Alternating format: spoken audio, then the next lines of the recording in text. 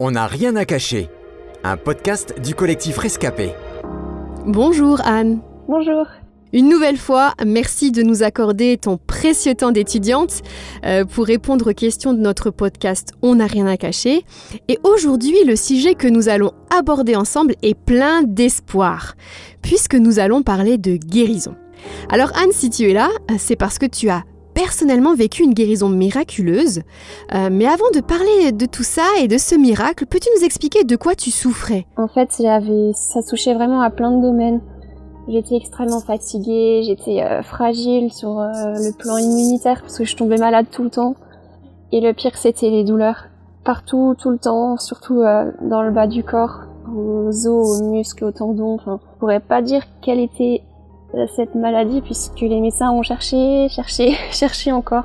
Mais aucun d'entre eux n'a pu poser un mot sur ça. Alors, tu as souffert pendant de nombreuses années sans remède, sans réponse pour calmer ta douleur. Comment as-tu vécu cette période ? Quand les choses ont commencé à empirer et que les rendez-vous médicaux ne donnaient toujours rien, ne me donnaient aucune réponse, ça a commencé à être très difficile psychologiquement, avec vraiment cette impression d'être ballottée comme ça d'un cabinet médical à l'autre sans que personne puisse répondre à une seule de mes questions. C'était fatigant, j'avais pas de certitude pour l'avenir non plus parce que je me posais énormément de questions. Si j'allais pouvoir un jour marcher de nouveau sans avoir de douleur, si j'allais pouvoir faire les études de mes rêves ou si ça allait être compromis aussi par cette fatigue, etc. Alors j'imagine bien que lorsqu'on est au bout, lorsque la médecine ne peut plus rien pour nous, on peut être tenté de faire appel à d'autres méthodes pour nous en sortir. Magnétiseur, hypnotiseur, acupuncture, etc. Qu'en était-il de toi ? Est-ce que tu as essayé l'une ou l'autre de ces pratiques ? J'ai jamais touché à ces types de médecine-là parce que, disons que je me méfie. C'est vrai qu'on peut vite tomber dans des choses un peu bizarres, un peu occultes. Je me suis plutôt tournée vers la kiné pour essayer de soulager un peu mes articulations. Explique-nous. Si ni la médecine classique, ni la médecine alternative n'ont eu d'effet sur toi, qu'est-ce qui est à l'origine de ta guérison ? Donc voilà, la personne qui m'a aidée, c'est la personne qui me connaît parfaitement, qui m'a créée, qui savait pertinemment tout ce qui dysfonctionnait chez moi. Cette personne, c'est aussi celle qui a créé l'univers. Voilà. Si j'ai bien compris, tu nous dis que c'est Dieu qui t'a guéri. Mais peux-tu nous expliquer où et comment ce miracle s'est produit ? Étais-tu dans un lieu réputé pour les miracles ? Avais-tu fait quelque chose en particulier ? Ça s'est produit l'été 2018 en Autriche, dans un lac. C'est le jour de mon baptême en fait, que tout ça a pris vraiment une fin. Ce que j'avais fait en particulier, c'est juste demander le baptême en fait. J'ai malgré toutes ces difficultés, décidé de donner vraiment ma vie à Dieu. Et ce jour de baptême, j'ai témoigné de ces difficultés aussi que je vivais, que je traversais. Et j'ai exprimé vraiment ce désir de placer ma confiance en Dieu, de compter sur lui en toutes choses. Et je m'imaginais pas trop ce qui allait se produire en fait. Mais ce jour-là, j'ai mon ancienne vie qui est morte là dans l'eau, qui est restée au fond du lac et moi je suis ressortie vraiment renouvelée. C'est impossible de décrire ce qui s'est passé ce jour-là parce que il y a aucun mot qui pourrait décrire ce que j'ai ressenti. Mais voilà, j'ai très vite compris que c'était vraiment une transformation, une guérison que j'ai vécue ce jour-là. On dit souvent que les médecins sont cartésiens et ils ne croient que dans le pouvoir de la science.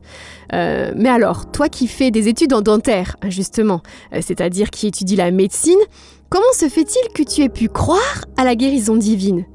C'est vrai que j'avais déjà entendu beaucoup de témoignages et de personnes qui avaient vécu des guérisons ou témoigner de ce que Dieu avait fait dans leur vie.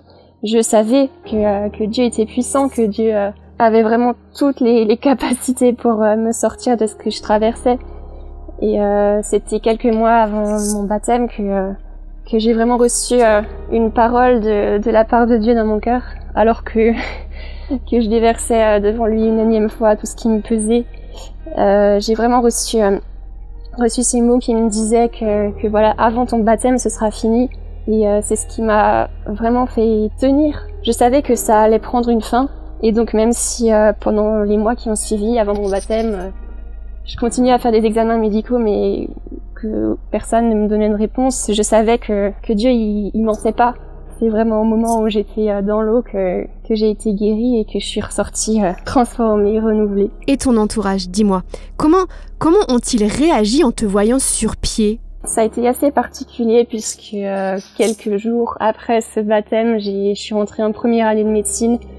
Donc ce qui fait que ma famille et mes amis ne m'ont plus vraiment vue.